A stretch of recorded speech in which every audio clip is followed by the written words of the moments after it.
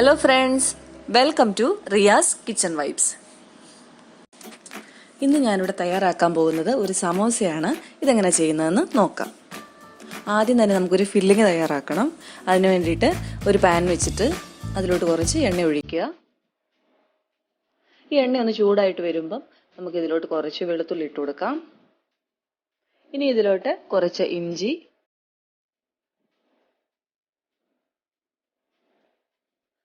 രണ്ട് പച്ചമുളക് വട്ടത്തിൽ അരിഞ്ഞത്,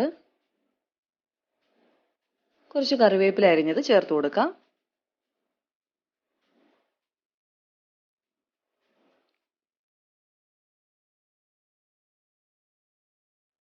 ഇതൊന്ന് മൂത്ത് വരുമ്പോൾ നമുക്ക് ഇതിലോട്ട് അരിഞ്ഞു വെച്ചിരിക്കുന്ന സവോള ചേർത്ത് കൊടുക്കാം. ആവശ്യത്തിനുള്ള ഉപ്പ് കൂടി ചേർത്ത് കൊടുക്കാം.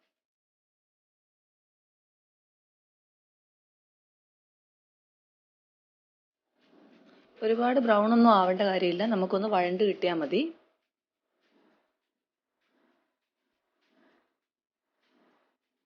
നമ്മുടെ സവോള ഏകദേശം വഴണ്ട് വന്നിട്ടുണ്ട്. ഇനി നമുക്ക് ഇതിലോട്ട് പൊടികളൊക്കെ ആഡ് ചെയ്ത് കൊടുക്കാം.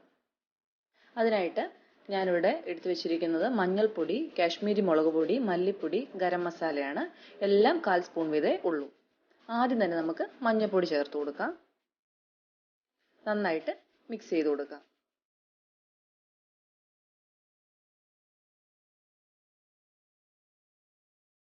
ഇനി ഇതിലോട്ട് നമുക്ക് ഓരോ പൊടികളായിട്ട് ആഡ് ചെയ്ത് കൊടുക്കണം.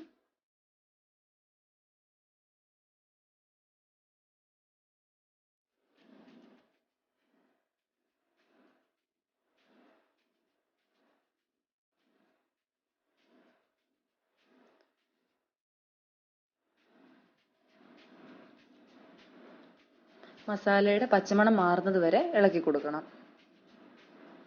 ഇനി നമുക്ക് ഇതിലോട്ട് കുറച്ച് ക്യാരറ്റ് ചേർത്ത് കൊടുക്കാം. ഇത് ഞാൻ ഗ്രേറ്റ് ചെയ്ത് വെച്ചിരുന്ന ക്യാരറ്റാണ്.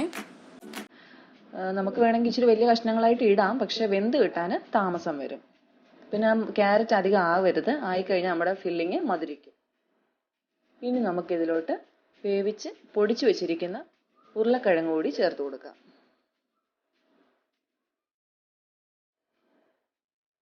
നന്നായി മിക്സ് ചെയ്തെടുക്കാം. ഉപ്പൊക്കെ ആവശ്യത്തിനുണ്ടോ എന്ന് നോക്കിക്കോണേ. ഇപ്പോൾ നമ്മളുടെ മിക്സ് റെഡി ആയിട്ടുണ്ട്. ഇനി നമുക്കിതിലോട്ട് കുറച്ച് മല്ലിയില ചേർത്ത് കൊടുക്കാം. മല്ലിയില ഇഷ്ടമുള്ളവർ ചേർത്താൽ മതി കേട്ടോ, ഓപ്ഷണലായിട്ടുള്ള ഒരു സ്റ്റെപ്പാണ്.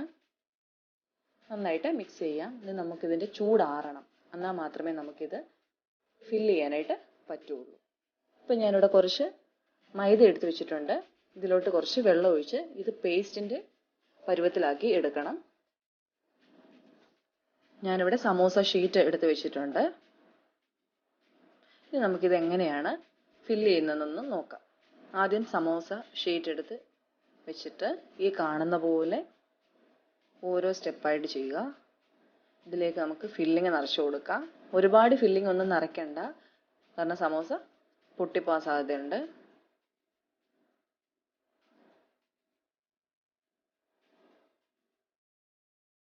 ഇനി നമുക്ക് കുറച്ച് മൈദയുടെ പേസ്റ്റ് തേച്ച് അവിടെ ഒട്ടിക്കാം.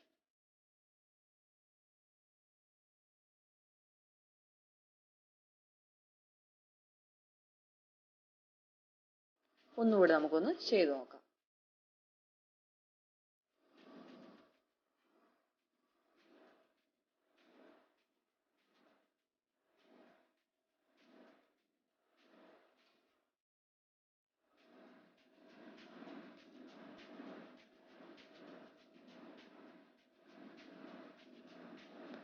ഇതുപോലെ എല്ലാ സമോസയും ഇതുപോലെ തന്നെ നമുക്ക് ഫില്ല് ചെയ്ത്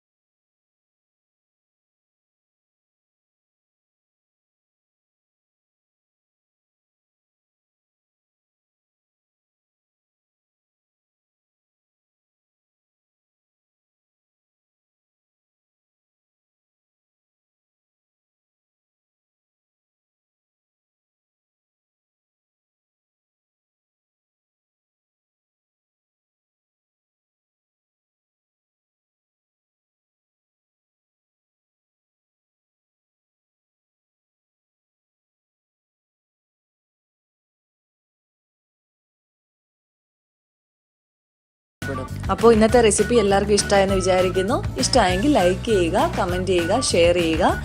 പിന്നെ നമ്മളുടെ ചാനൽ ആരെങ്കിലും സബ്സ്ക്രൈബ് ചെയ്തിട്ടില്ലെങ്കിൽ പ്ലീസ് സബ്സ്ക്രൈബ്. ഇനി ഒരു അടിപൊളി ഡിഷുമായിട്ട് നമുക്ക് കാണാം. Thanks for watching.